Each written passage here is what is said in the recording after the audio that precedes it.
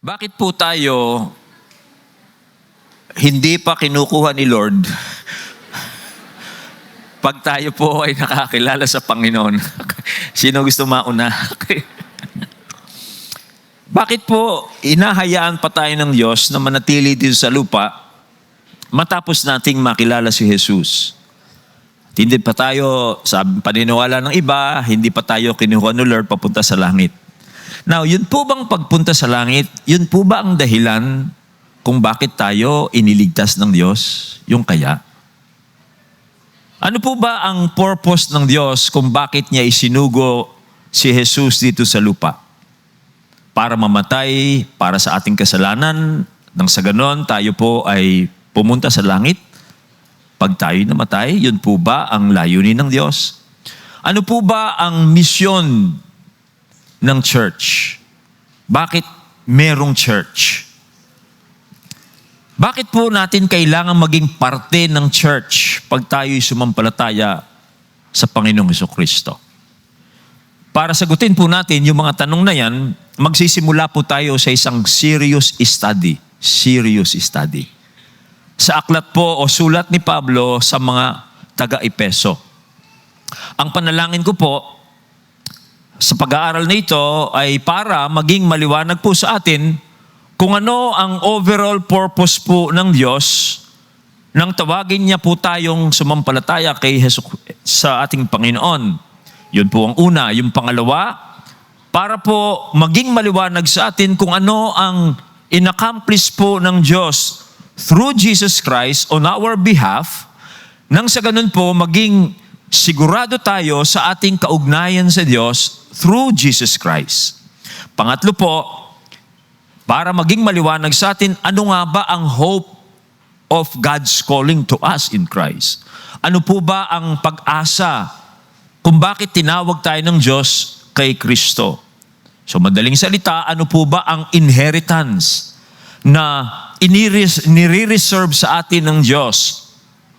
Bakit na tayo tinawag kay Kristo? At yung pang-apat po, ano po ba ang misyon ng Diyos para sa atin bilang kanyang church dito po sa turbulent world na ito, dito sa magulong mundong ito? Yan po ang panalangin kong maging maliwanag habang pag-aaralan natin itong letter ni Paul sa Ephesians. In fact, medyo excited po ako, parang hindi lang ako excited sa boss, medyo napagod ako kahapon sa paghapon training. Excited ako na pag-aralan po at ituro ko po sa inyo ang aklat na ito. In fact, para po maituro ko po ito sa inyo, ay nag-enroll ako sa isang online, para talagang pag-aralan ko ito.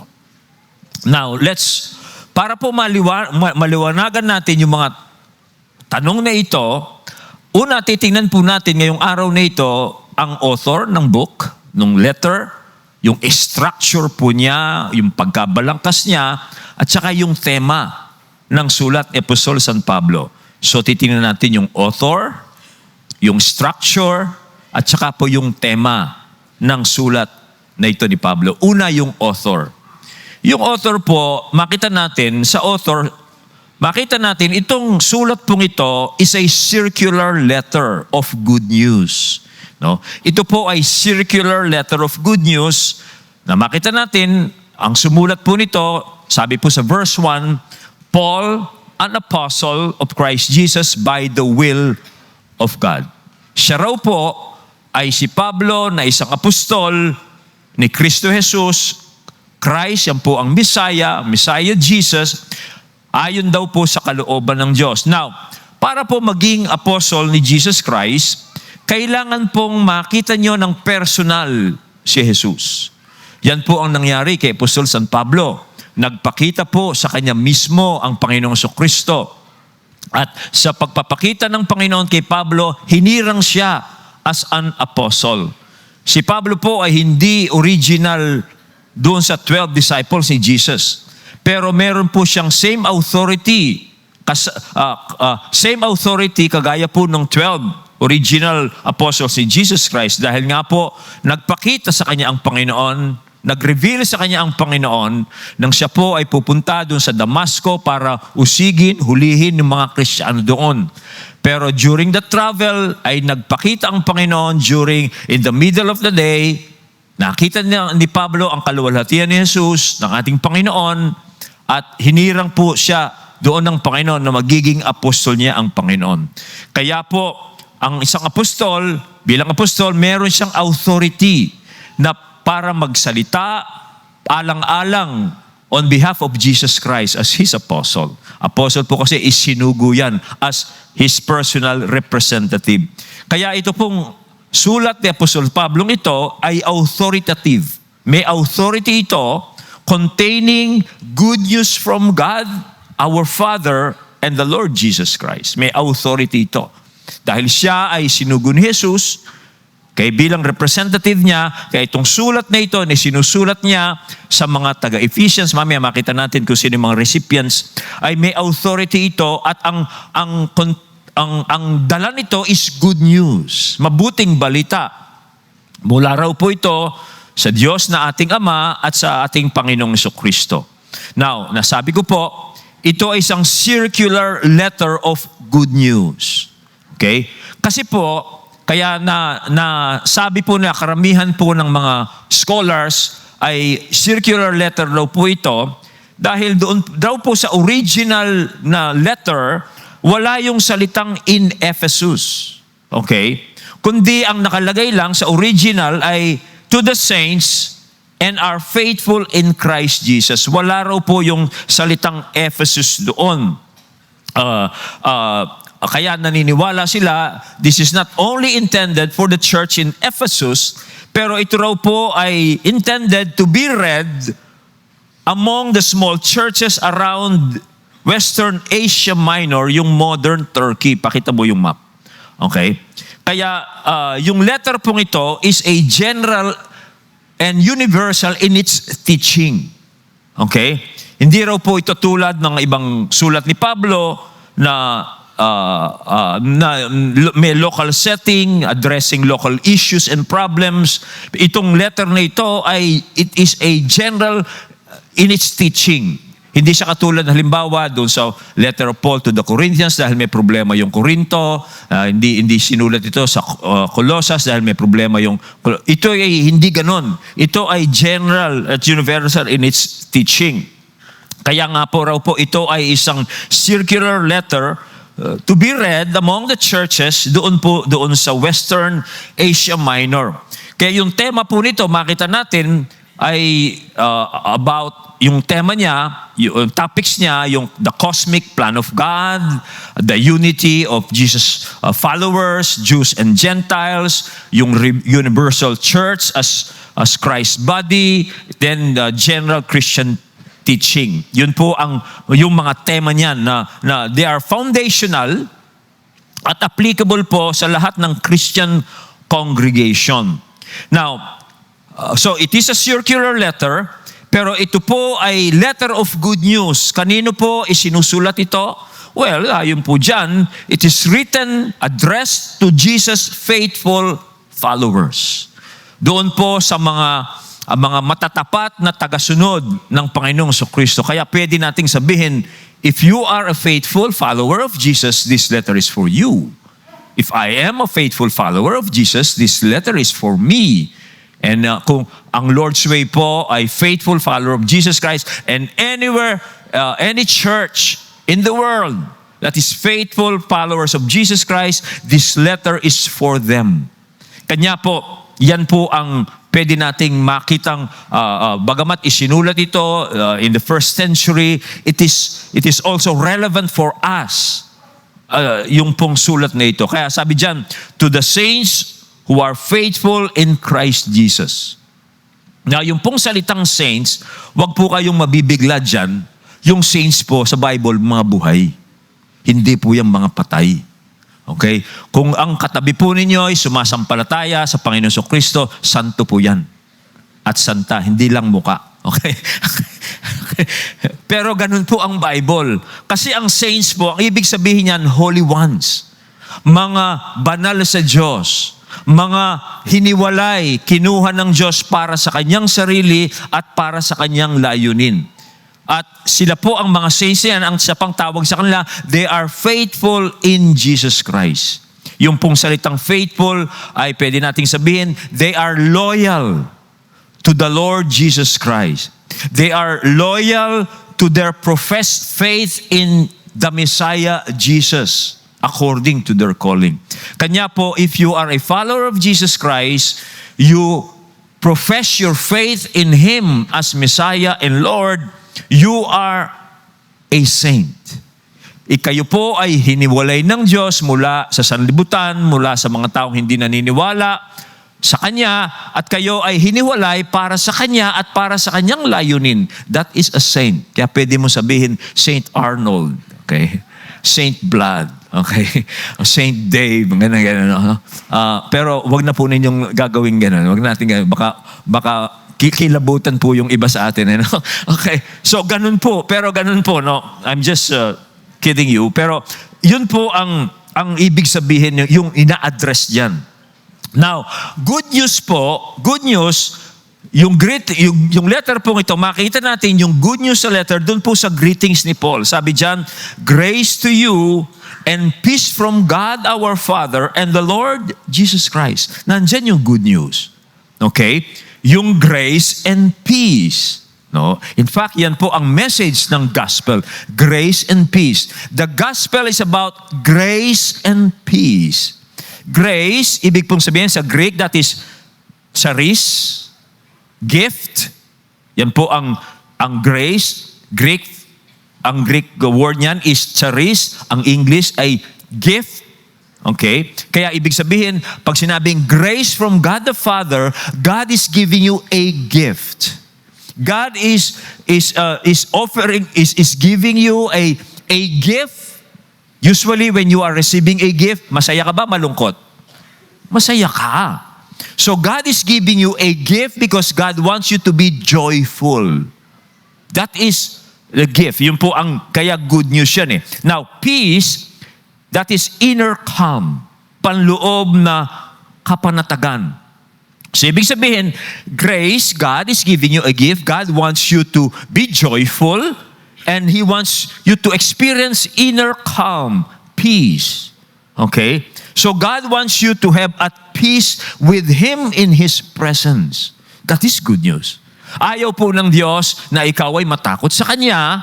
Ayaw po ng Diyos na ikaw ay malungkot sa presensya niya o sa buhay mo. Gusto ng Diyos, God wants you to be joyful and God wants you to have peace in His presence.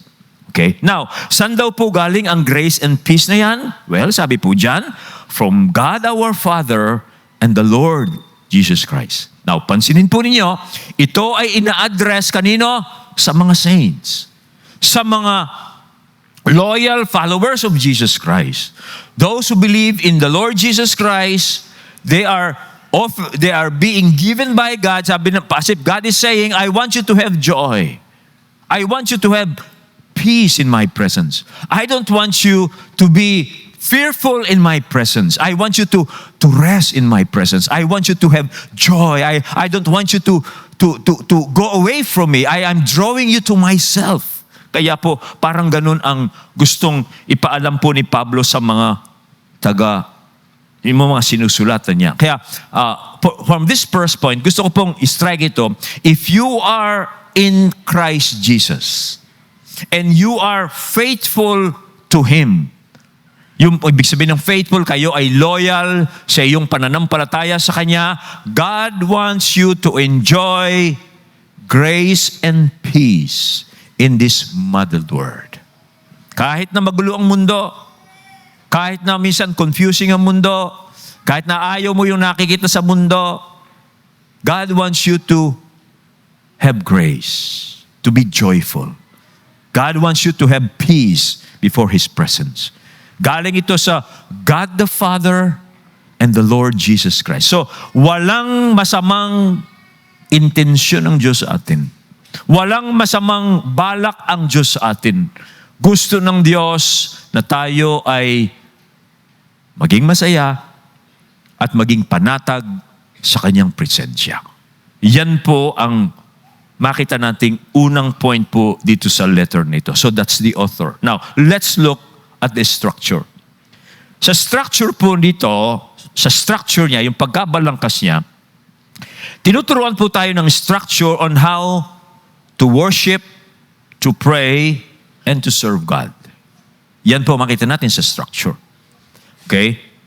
How to worship God, how to pray to Him, and how to serve Him. Now, yung Ephesians po, divided po ito into two main sections. Chapters 1 to 3, that's the first section. Chapters 4 to 6, that's the second section. Yung chapters 1 to 3 po, makita natin ito. In fact, I will encourage you this week, as we are going through this letter, basahin po ninyo. Basahin po ninyo ito and we will discuss this letter dito when we gather on Sunday. You read this in one sitting. I tell you, you will be blessed by this letter. Okay? You read this letter. Okay. Now, yung chapters 1 to 3 po, ito po ay ang mga Paul's praises, pagpupuri and prayers po ni Paul sa Diyos because of what God has done for us in Jesus Christ.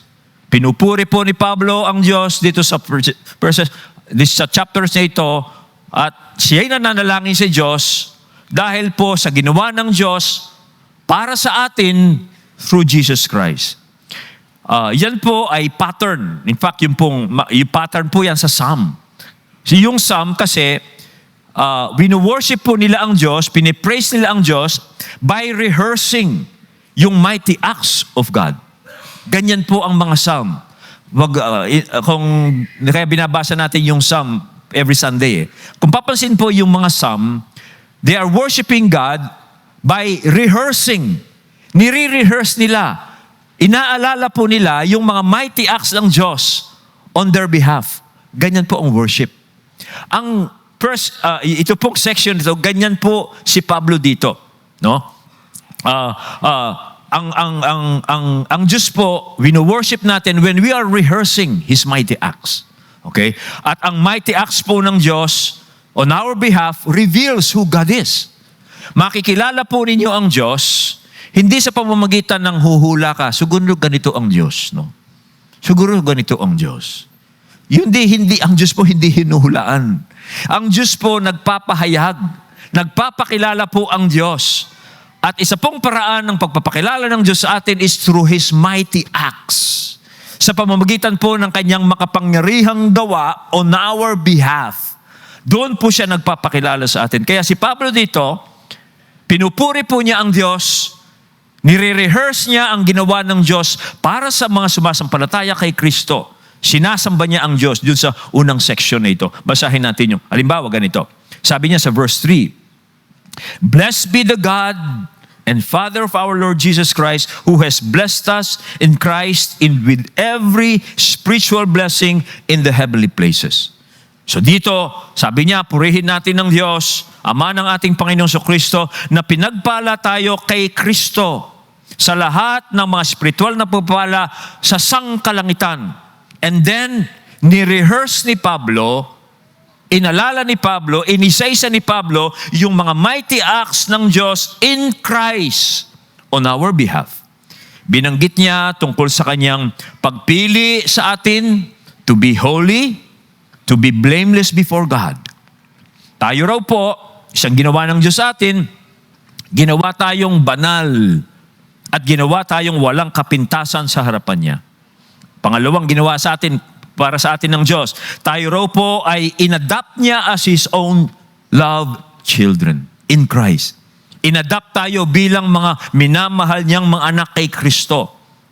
Tayo raw po, yung pangatlo, He redeemed us through Christ's blood. Tinubos raw po niya tayo sa pamamagitan ng dugo ni Kristo.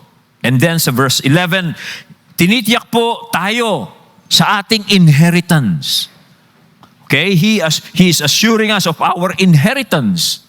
And then sa verse 14, binigay raw po sa atin ng Diyos ang kanyang Espiritu bilang katunayan na tatanggapin natin ang manang inihahanda para sa atin ng Diyos. So, ni-rehearse ni Pablo yan.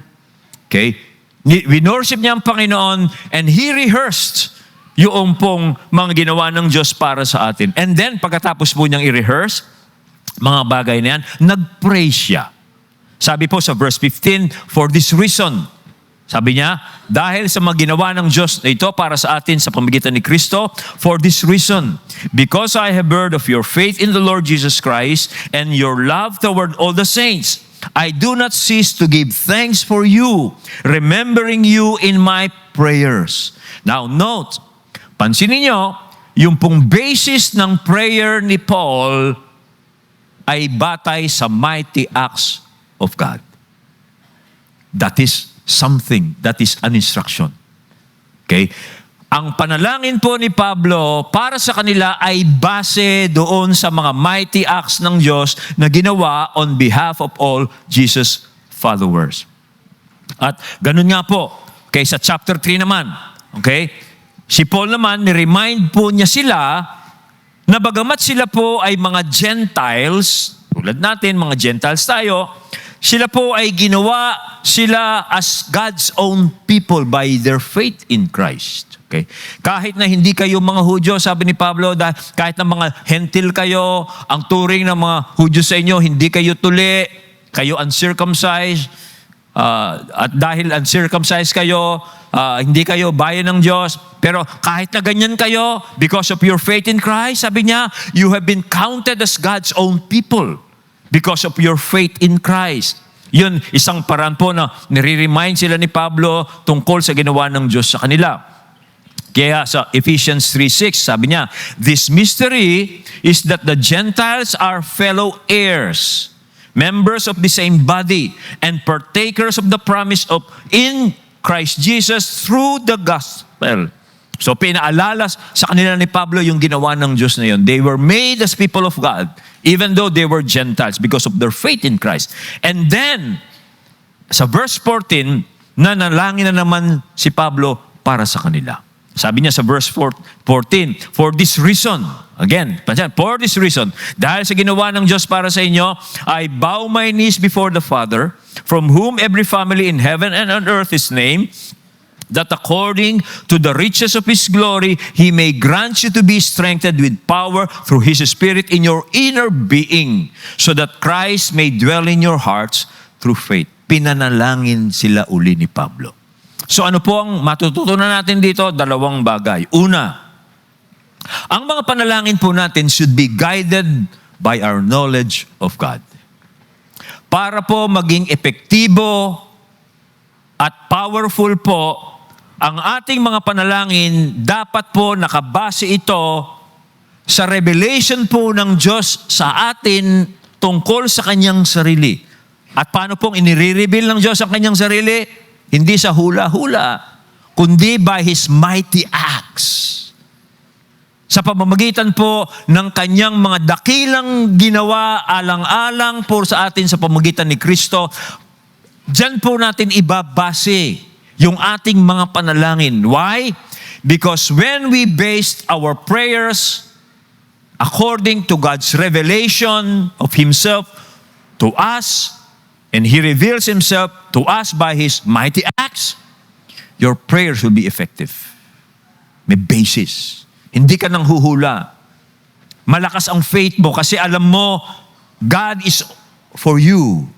God did something great for you. Kaya po, yan po ang isang makita nating application po dyan.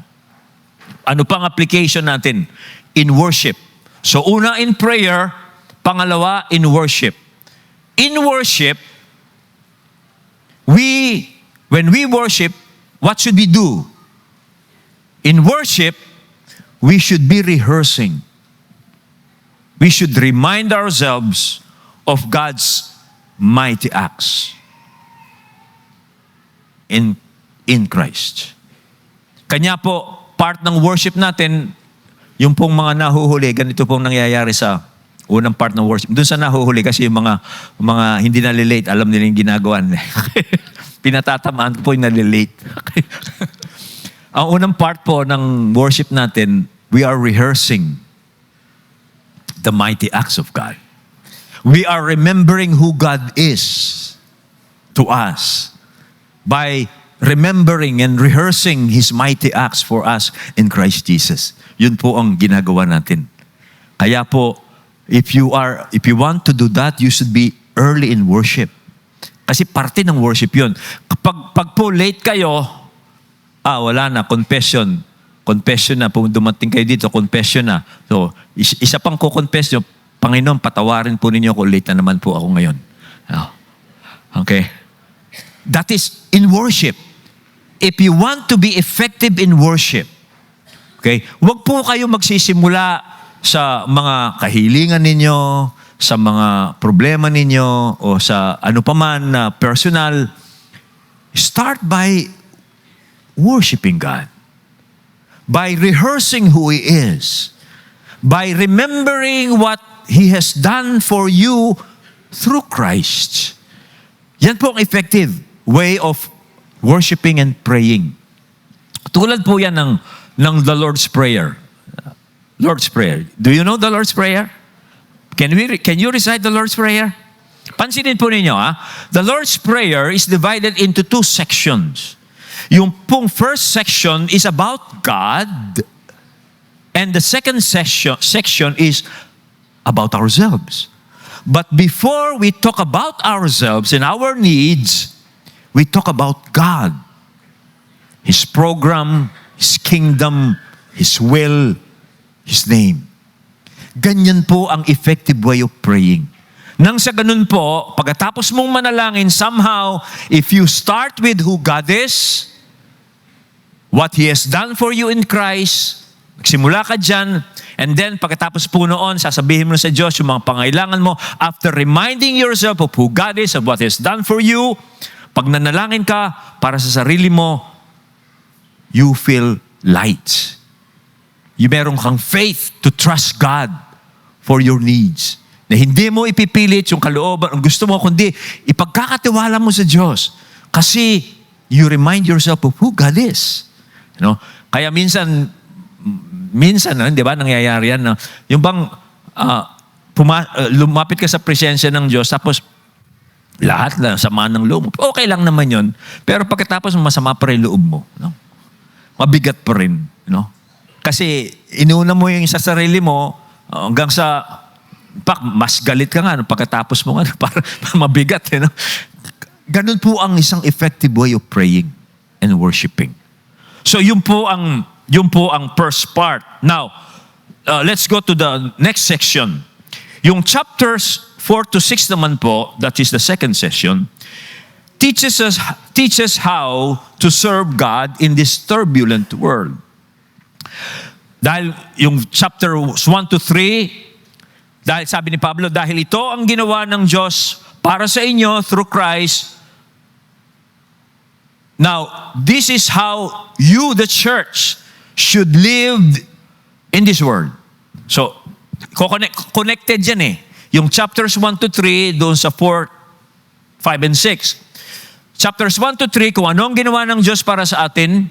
And then 4 to 6, kung ano naman, dahil ito ang ginawa ng Diyos para sa atin, ito naman ang dapat nating paraan para paglingkuran natin ng Diyos dito sa mundong ito. That is 4 to 6. Kasi yung 4 to 6, marami po yung commands, marami siyang instruction, pero they are not just about ethical teachings. Kundi pinapakita po ng 4 to 6, chapters 4, 5 to 6, kung ano na ngayon ang dapat nating ipamuhay bilang bayan ng Diyos. Kung tayo ay bayan ng Diyos, kung tayo ay Kanya, yung chapters 4 to 5, ganito tayo dapat mabuhay dito sa mundong ito. Kanya, in short, ito ang paraan ng paglilingkod natin sa Diyos. Ito ang dahilan kung bakit may church. Ito ang dahilan kung bakit hindi pa tayo kinukuha ni Lord. Parang ganun, Iyon po ang sinasabi ng chapters 4 to 6. Tayo raw po ay bayan na ng Diyos kay Kristo dahil sa ating pananampalataya kay Kristo. Kaya ganito tayo dapat mamuhay sa mundong ito to represent Him, to represent God. Kaya sabi po sa chapter 4 verse 1, pansin niyo, magsisimula na sa chapter 4 verse 1, sabi niya, I therefore, naalala niyan? Okay? I therefore, dahil ganito kayo, sabi niya, I therefore, a prisoner for the Lord, urge you to walk in a manner worthy of the calling to which you have been called. Anong sinasabi ni Pablo? Okay, dahil kayo ay bahay na ng Diyos, mamuhay kayo ng nararapat batay sa pagkatawag ng Diyos sa inyo. Anong tawag sa atin ng Diyos? We are His people. At dahil tayo ay bahay na ng Diyos, we should walk according to our calling. Mamuhay ka ngayon bilang bayan ng Diyos. Hindi ka mamumuhay para maging bayan ng Diyos. No, baligtad yun. Mamumuhay ka dahil bayan ka na ng Diyos. Naintindihan po ninyo yan? Okay? Hindi ka mabubuhay, parang ganito rin, no? Di ba? Tinawag tayo ng Diyos to be holy and blameless. At dahil tayo'y tinawag ninyo, dahil tayo ay ginawa ng Diyos na banal at blameless, mamuhay tayo ngayon as holy and blameless. Tingnan po niyan, hindi tayo mabubuhay para maging banal tayo at maging blameless tayo. No! You are already holy. You are already blameless before Him. So now, you walk as a holy person, as a blameless person, because by your faith in Christ, you are already holy. Okay? Hindi ako gagawa ng milagro para maging holy ako. Di ba? Sa Catholic, ganyan eh. Dapat merong 3 milagro para maging santo ka. Hindi na kailangan yun. No? Dahil sa aking faith kay Christ, binanal na ako ng Diyos ngayon. Saint na ako ngayon. Saint Jimmy. Ay, wag na. Okay? At ako ngayon, dahil ako'y banal na, mamumuhay ako bilang banal. Yan pong sinasabi. In-illustrate ko lang yung chapters 4 and 5. Kaya sabi ni Pablo, sabi niya, you walk in a manner worthy of the calling to which you have been called. Sabi niya. And then sabi niya sa verse 17, now this I say and testify in the Lord, that you must no longer walk as the Gentiles do, in the futility of their minds. Because you are God's people, you are holy, you are blameless. Do not live like those pagans who do not know God. Huwag na kayong mamuhay tulad nila. Yan po ang chapters 4 to 6. Why? Bakit po ganon? Well, kasi ito ang dahilan bakit hindi tayo kinukuha ni Lord. Dahil may layunin po ang Diyos sa atin, individually, as part of the church, may layunin po ang Diyos sa atin bilang kanyang iglesia, church, dito sa lupa. Anong layunin ng Diyos? Well, ang layunin po ng Diyos ay ito. Sa pamamagitan po natin, maipakita po ng Diyos sa mga namamahala sa mundo, sa mga taong wala sa Diyos, maipakita po sa kanila ng Diyos na may ibang klaseng pamamaraan ng pagiging tao. Gustong ipakita ng Diyos sa pamamagitan natin. Sa mga namumuno, sa mga hindi sumasampalataya, na mayroong ibang klaseng pamamaraan ng pagiging tao, yung tunay na tao. Okay? Yan ang layunin ng Diyos. Sa pamamagitan po natin, gustong ipakita ng Diyos sa mga tao, ganito ang tunay na tao. Okay? Ganito ang tunay na tao. Na sa pamamagitan po natin makita ng ibang tao kung sino ang mga taong pinili ng Diyos. Na sila'y namumuhay ayon sa kanyang karunungan. Meron pong sariling karunungan ng Diyos. At meron, alam natin, meron din karunungan ng mundo. Pero gustong ipakita ng Diyos sa mga tao, ito ang tunay na tao, ito ang karunungang gusto kong ipamuhay ninyo. Kanino? Sa pamamagitan natin. Yan po ang dahilan. Kaya nga sa verse 10 ng chapter 3, ito po ang sabi ni Paul, that through the church, the manifold wisdom of God might now be made known to the rulers and authorities in the heavenly places. Okay? Ano raw po ang gustong ipakita ng Diyos sa mga rulers and authorities sa mga heaven places? The manifold wisdom of God. Through the church. Okay? Through us. Makikita ng mga tao yung karunungan ng Diyos. Pag nakikita nila ang paraan ng ating pamumuhay, para sinasabi ng Diyos, ito yung tunay na tao. Okay?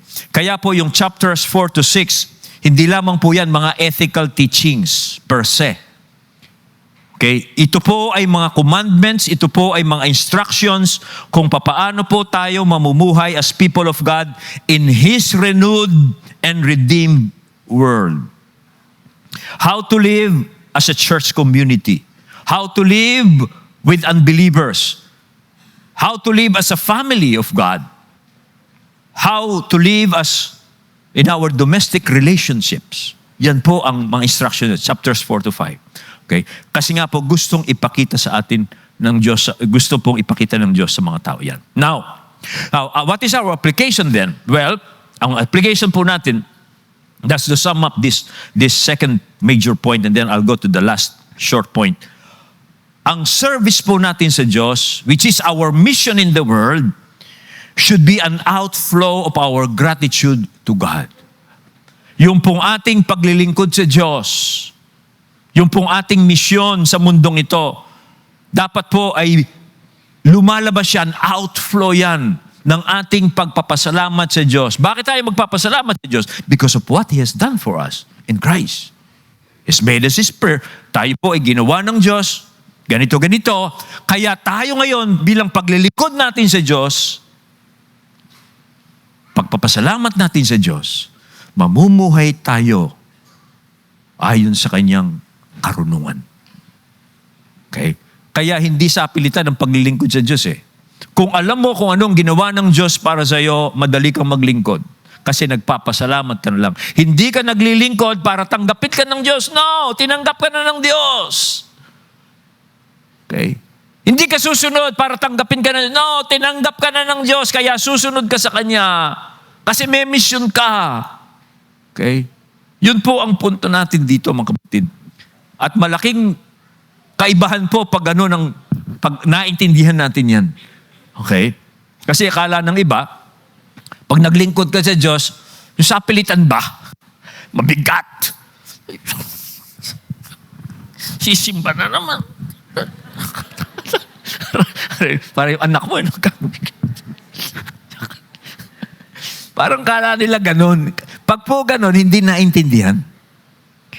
Baligtad. Hindi lang naintindihan ang mabuting balita. Ang mabuting balita po, ang Diyos. He wants us to have grace and peace in Christ. Kasi tapos ginawa ng Diyos ang lahat. So next week, isa-isahin na natin ano ginawa ng Diyos para sa atin. And then, dahil itong ginawa ng Diyos, now you serve Him bilang pasasalamat sa Kanya. So, let's go to the theme. 5 minutes. Sa theme. Sa theme po naman ng Ephesians, pinapakita po sa atin ang God's vision for the church. Bakit may church? Yun po ang tema. Now, ang view po, pananaw po ni Pablo sa salvation, dito po sa Ephesians, ay iba po ito sa pananaw ng maraming Kristiyano. Okay? Marami pong Kristiyano naniniwala ang salvation is going to heaven. Pag namatay ka, dadaling ka sa langit. Yun ang karaniwang paniniwala ng maraming Kristiyano. Noon pa hanggang ngayon. Pero, kung titingnan po ninyo ang Book of Ephesians, pinapaliwanag sa atin dito na ang inheritance po ng mga Kristiyano is not heaven, but the whole creation. Okay? Redeemed in the Messiah. It is the whole creation, that is our inheritance, redeemed in the Messiah. Not going to heaven. It is the whole creation. The renewed, redeemed creation in the Messiah. Verses 9 and 10, chapter 1. Making known to us the mystery of His will according to His purpose, which He set forth in Christ, as a plan for the fullness of time, to unite all things in Christ, things in heaven, and things on earth in Him. So, what is the purpose of God in Christ Jesus? The purpose of God is to unite all things in Christ. Things in heaven and things on earth. Yan daw po ang mystery of God's will.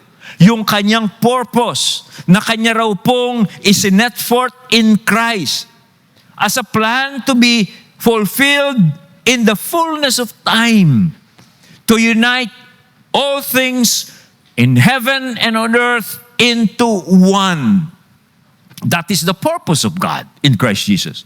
Yun daw pong pagsasamahin niya ang langit na tirahan po ng Diyos at ang lupa tirahan ng tao in a great act of renewal na nagsimula po ito in Christ's resurrection. Yan po ang plano po ng Diyos. Parang ganito, pakita mo muna yung slide bago yung isang, okay. Yan po ang plano ng Diyos. Na ang langit at ang lupa ay pagsasamahin ng Diyos. Dahil yun po ang intensyon ng Diyos noon pa. Genesis 1 and 2, kaya nilikha ng Diyos ang langit at lupa, tapos kinrate niya yung tao para makasama niya yung tao dito sa lupa. At ang tao naman ay siyang mamamahala dito sa magandang nilikha ng Diyos. Okay? At yan po ang plano ng Diyos noon pa.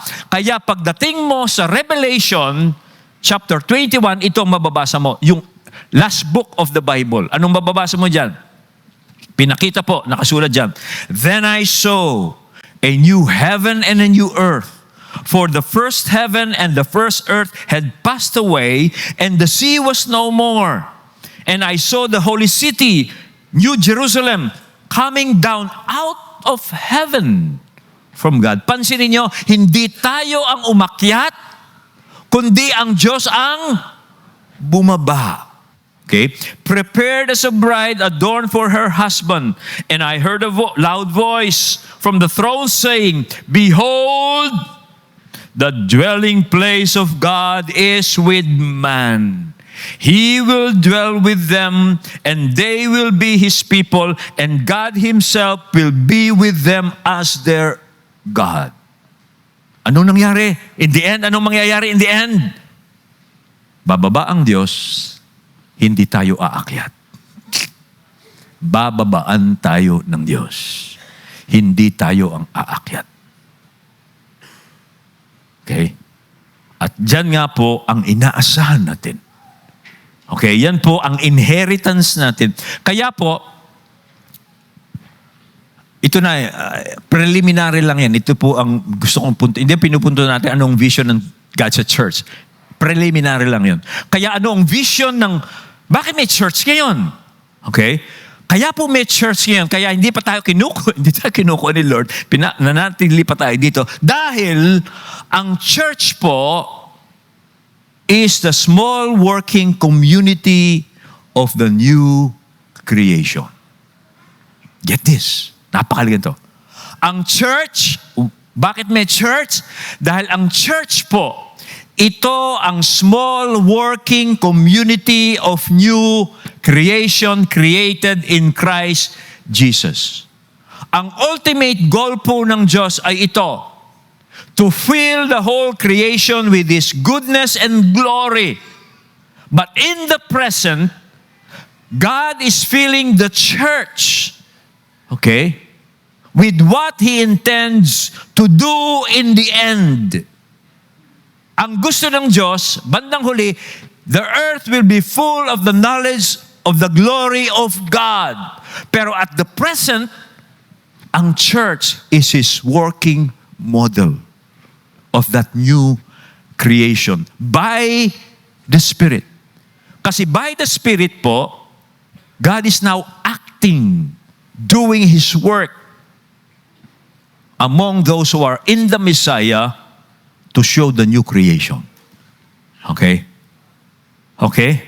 Kaya po ang church, kaya may church, dito po ipapakita ng Diyos sa mga tao unang kanyang wisdom at siyang kanyang presensya dito sa magulong mundong ito. Now, hindi nyo ba napansin, iba yung church community sa ordinary community? Anong pagkakaiba? Ha?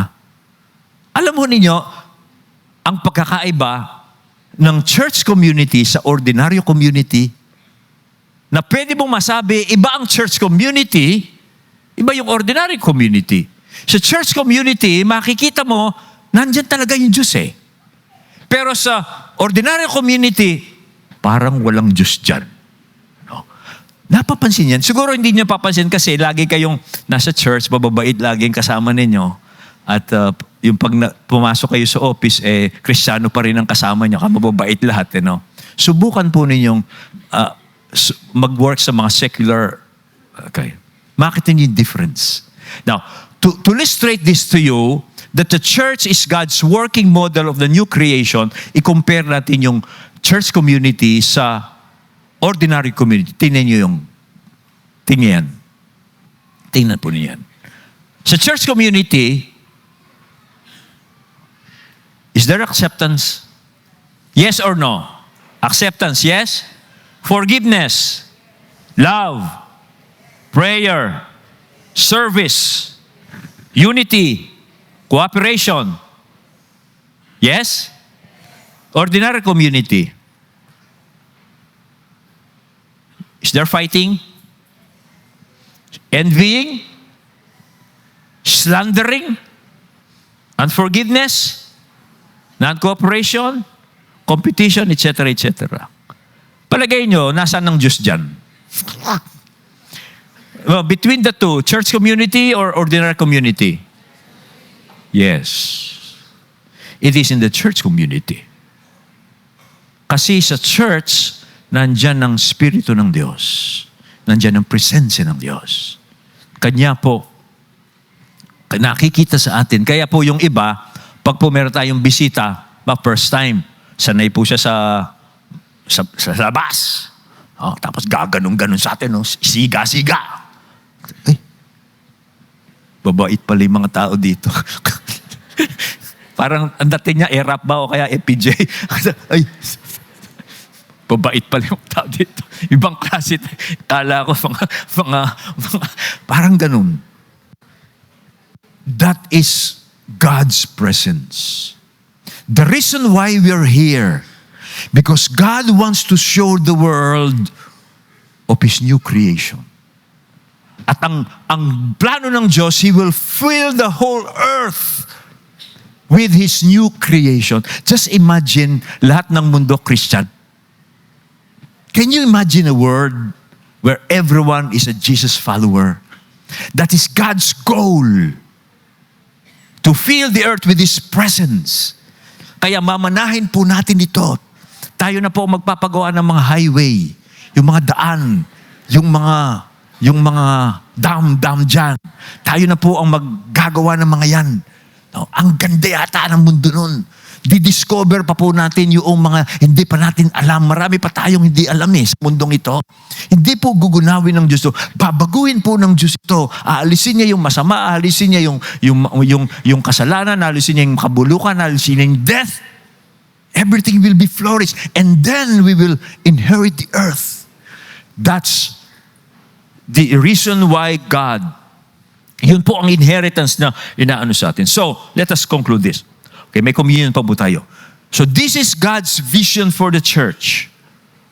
If you belong to Jesus the Messiah at ikaw ay loyal to Him by belonging to His church, una, God wants you to enjoy His grace and peace. Kahit na magulo yung mundong ito, God wants you to enjoy His grace and peace. Pangalawa, you should remember our mission. Bakit pa tayo naririto? Kaya dapat pong mamuhay tayo in a manner of our calling.